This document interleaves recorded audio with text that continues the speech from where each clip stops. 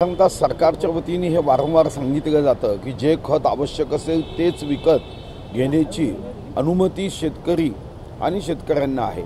पण दुर्दैवाने काही कंपन्या जे अनुदान सबसिडी सरकार देते त्या खतासोबत महागडं खत विकत घ्यायला लावतं आणि या महागड्या खतानी एकीकडे विश्वगौरव देशगौरव नरेंद्र मोदीजी सेंद्रिय शेती किंवा खताचा कमीत कमी वापर करावा असं साधारणतः शेतकऱ्यांना आग्रहपूर्वक सांगत असतात।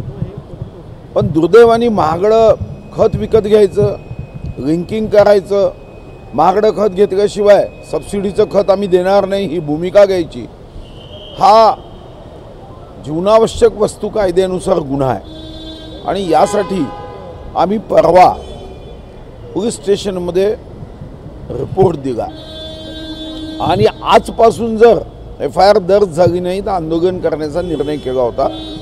पण मी चंद्रपूरचे जिल्हाधिकारी विनय गौडाजी, पोलीस अधीक्षक श्री सुदर्शन यांचं अभिनंदन करेन की शेतकऱ्याची बाजू घेत त्यांनी FIR नोंदवून घेतला आणि आता या कायद्याखाली त्यांच्यावर कारवाई होणार आहे।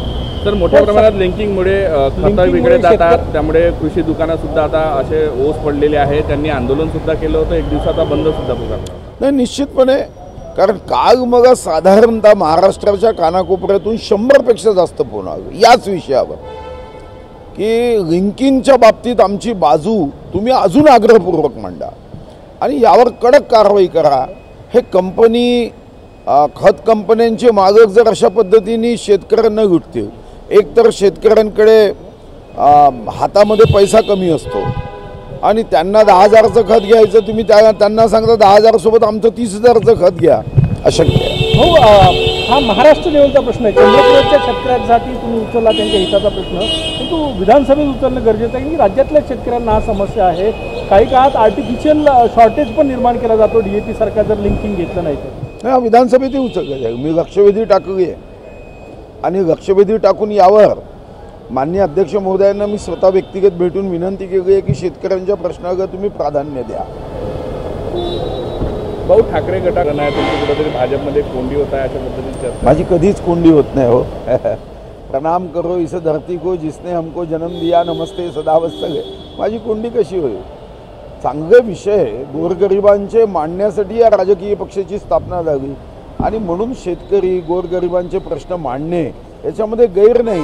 आता तुम्ही मगा इतरांनी कोणी मगा असं म्हटलं असेल की आमच्यासोबत या, त्यांचा गैरसमज झाला की माझी कोंडी होत आहे म्हणून। मंत्रिपद असणं नसणं हे महत्त्वाचं कधीच नाही। मागचे अनेक वर्ष आम्ही विरोधात होतो, प्रश्न मांडतच होतो, त्यामुळे याचा त्याच्याशी काहीही संबंध नाही। ABP माझा, उघडा डोळे बघा नीट।